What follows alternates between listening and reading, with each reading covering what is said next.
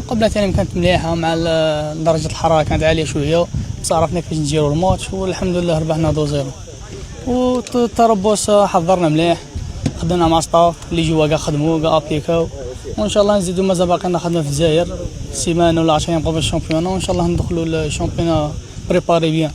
بعد 11 يوم هنا في تونس عملتوا عمل مكثف بكوتيديان بلوس لي ماتش كيفاش كانت روح المجموعه، كيفاش كانت التحضيرات مع مدرب قادر اللي هو المدرب الكبير؟ كانت تحضيرات مليحه مع اونطرينمون معروف بلا ما نهضروا، واللي جوا كاع ابليكاو واش قال لهم، كانت شويه لاشارت كاع خدمنا مليح وكانت لومبيونس في ليكيب، وان شاء الله نديروا هذا العام نديروا سيزون مليحه ان شاء الله.